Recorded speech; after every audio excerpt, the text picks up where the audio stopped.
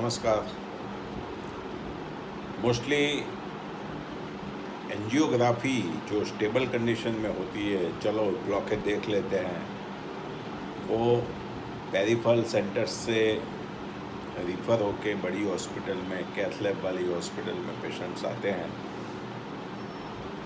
Emergency के सिवा angiography नहीं करानी चाहिए, वो नुकसान करती है, एंडोथेलियम को नुकसान करती है आर्टरी के। लेकिन लोग समझ नहीं रहे हैं, अपने ब्लॉकेज देखने के लिए एंजियोग्राफी करा रहे हैं। जो इंसान एंजियोग्राफी करता है उसको भी ब्लॉकेज होता है। ब्लॉकेज स्टेबल कंडीशन में देखने के लिए आपके पास सीटी कोरोनरी एंजियोग्राफी है, जिसमें तार शरीर में, हाथ में से या पैर में से डालना नहीं है और आपको कोई फोर्स नहीं किया जाएगा कि इतने ब्लॉकेज है तुरंत बाईपास करा लो या एंजियोप्लास्टी स्टेंट्स डलवा लो। तो एंजियोग्राफी एक बार पेन हुआ तो इंसान इतना घबरा जाता है कि कितने ब्लॉकेज है, मैं चेक करवा लूँ। लेकिन आप लिपिड प्रोफाइल कराइए, कार्डियक मार्कर कराइए, इन्फ्लेमेटरी मार्कर, ट्रोपोनिन आई का टेस्ट कराइए, होमोसिस्टीन कराइए, ब्लड टेस्ट सब कराइए और उसके बाद आप डिसीजन लीजिए। ईसीजी में जो एसटी डिप्रेशन है तो थ्रोम्बोलाइटिक्स की ज़रूरत नहीं है। एसटी एलिवेशन है तो 1 कलाक के चेस्ट पेन में थ्रोम्बोलाइटिक्स 5 स्पेसिफिक दे दीजिए अथवा स्ट्रेप्टोकाइनेस दीजिए एंड साथ में एंटी थ्रोम्बोटिक दीजिए और साथ में हार्ट की जो दवाइयाँ हैं, एंटीप्लेटलेट्स वगैरह, स्टेटिन और दूसरी दवाइयाँ आप दे दीजिए पेशेंट को। तो एंजियोग्राफी स्टेबल कंडीशन में कराना वो तो अपने आप पे सितम गुजारने जैसी बात है कि मेरे को इतने ब्लॉकेज आए हैं। अब डॉक्टर ने बोला है कि 1 आध हफ्ते में बाईपास करा लो, 20-25 दिन में भी वो लोग टाइम देते हैं कि बाईपास करा लो वरना बॉम्ब कभी भी फट जाएगा। तो भाई इतना टाइम क्यों दे रहे हो आप पेशेंट को?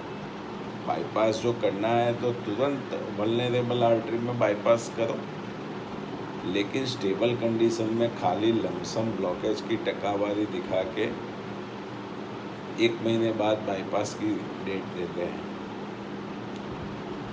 जो इतना खतरनाक लीजन है तो वो तुरंत फट जाएगा, तुरंत इंसान एक्सपायर्ड हो जाएगा। आप 1 महीने की तारीख बाईपास की देते हो और बाईपास में थोड़े ब्लॉकेज निकालते हैं, वो तो खाली एक नली से रिवास्कुलराइज करते हैं। तो एंजियोग्राफी का कंसेप्ट गलत है। आप सीटी कोरोनरी एंजियोग्राफी कराइए, ब्लड टेस्ट कराइए, लिपिड प्रोफाइल, कार्डियक मार्कर्स कराइए, आप थेलियम हार्ट स्कैन कराइए, इको कराइए, टीएमटी कराइए हार्ट डिसीज को निदान करने के लिए। एंजियोग्राफी में ब्लॉकेज तो दिखेंगे। तो उसके बाद की जो प्रोसेस है उसमें बाईपास और स्टेंट वो हॉस्पिटल की प्रोसेस है। अब वो डलवाने के बाद भी लोग परेशान हो जाते हैं कि यार इतने स्टेंट डलवाए फिर भी पेन है, सांस चढ़ रही है, बाईपास किया फिर भी ये तकलीफ़ है। हमारे पास तो ऐसे बहुत सारे पेशेंट्स आते हैं पोस्ट CABG अथवा पोस्ट स्टेंटिंग। तो हम लोग USFDA अप्रूव्ड ECP ट्रीटमेंट हमारे स्पेशलाइज प्रोटोकॉल से देते हैं। थोड़ा लंबा कोर्स है, हफ्ते में 5 दिन 1-1 कलाक का कोर्स करना होता है 7 वीक तक। लेकिन उससे इतना रिवास्कुलराइजेशन हार्ट का, मसल का हो जाता है कि जो आर्टरी में ब्लॉकेज है वो निष्क्रिय हो जाती है और वो आर्टरी का कोई मतलब ही नहीं रहता है। जैसे बाईपास में एक नली से बाईपास करके ब्लॉक वाली आर्टरी को निष्क्रिय करते हैं, ऐसे ECP में कोई इन्वेसिव प्रोसेस नहीं, कोई सर्जरी नहीं और आर्टरी को आसपास आर्टरी के आसपास इतनी सारी नलियाँ डेवलप कर देते हैं, हो जाती है। Vascular endothelial growth factor develop होता है, नाइट्रस ऑक्साइड डेवलप होता है, एंडोथेलियल फंक्शन इम्प्रूव होता है, आफ्टर लोड कम होता है, डायस्टोलिक ऑगमेंटेशन बढ़ता है, वेनस रिटर्न बढ़ता है तो कार्डियक आउटपुट बढ़ता है। लेकिन जो वेनस रिटर्न को कार्डियक फेलियर के पेशेंट्स में बहुत संभाल के ट्रीटमेंट देना पड़ता है। तो कहने का मतलब ये है कि ट्रेन डॉक्टर से ECP लीजिए। जैसे आप ट्रेन डॉक्टर से बाईपास कराते हो, ऐसे ट्रेन डॉक्टर से ECP लीजिए। कॉन्ट्राइंडिकेशन फर्स्ट देखिए। ECP के भी कई कॉन्ट्राइंडिकेशन है, जैसे बाईपास के भी कई कॉन्ट्राइंडिकेशन है, तो वो रूल आउट करके ECP ट्रीटमेंट लेना ज़रूरी है।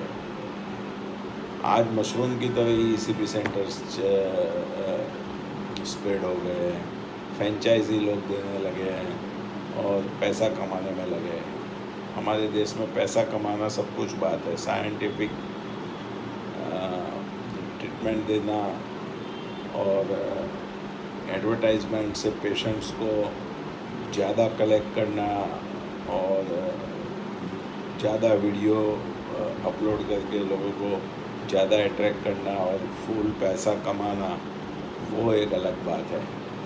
तो प्रोटोकॉल से ट्रीटमेंट लेने से हार्ट में रिवास्कुलराइजेशन होता है, कोरोनरी परफ्यूजन प्रेशर बढ़ता है, आफ्टर लोड कम होता है तो हार्ट का पंपिंग बढ़ता है और कार्डियक हाइपरट्रॉफी कम होती है, BP कम होता है, डायबिटीज़ कम हो जाता है। तो एंजियोग्राफी की तो कोई ज़रूरत ही नहीं है। आप CT एंजियोग्राफी कराओ, ब्लड टेस्ट कराओ, इको कराओ और सीधी ECP ट्रीटमेंट लो और हेल्दी हार्ट के साथ ज़िंदगी जियो।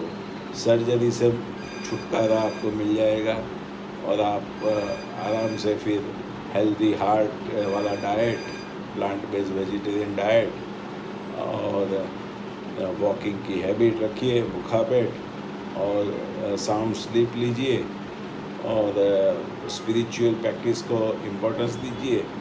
तो आपका ब्लॉकेज, दवाइयाँ भी ऐसी निकली है कि ब्लॉकेज को रिग्रेस करती है, रिवर्स करती है, ब्लॉकेज को फटने नहीं देती है। तो हम लोग कॉम्प्रिहेंसिव प्रोग्राम चलाते हैं, दवाइयाँ क्लिनिकल ट्रायल के हिसाब से, फिर खान पान की सलाह, फिर एक्सरसाइज की सलाह, फिर स्पिरिचुअल एस्पेक्ट की सलाह, फिर ECP ट्रीटमेंट देते हैं। साथ में हम हार्ट हेल्थ न्यूट्रिशन ड्रिप्स देते हैं और पेशेंट्स को एलोपैथिक मेडिकल दवाइयाँ से स्टेबलाइज करके ब्लॉकेज को रिग्रेस करते हैं। तो इससे अच्छा आपको क्या मिल सकता है हार्ट की ट्रीटमेंट में? हार्ट पूरा रेज्यूनेट हो जाता है। जो कभी बाईपास में हार्ट का पंपिंग बढ़ता नहीं है, वो ECP में बढ़ता है। तो वो बताता है कि ECP कितना इम्पोर्टेंट टूल है हार्ट डिसीज़ की ट्रीटमेंट के लिए। It is a first treatment that increase the pumping of the heart. So आप मायोकार्डियल को रिवास्कुलराइजेशन करने के लिए कोई इन्वेजन नहीं, कोई रेडिएशन नहीं, कोई सर्जरी नहीं, just only ECP by train doctors. हेफाजार्ड centres में, फ्रेंचाइजी वाले सेंटर्स में आप ट्रीटमेंट ले सकते हैं, लेकिन जो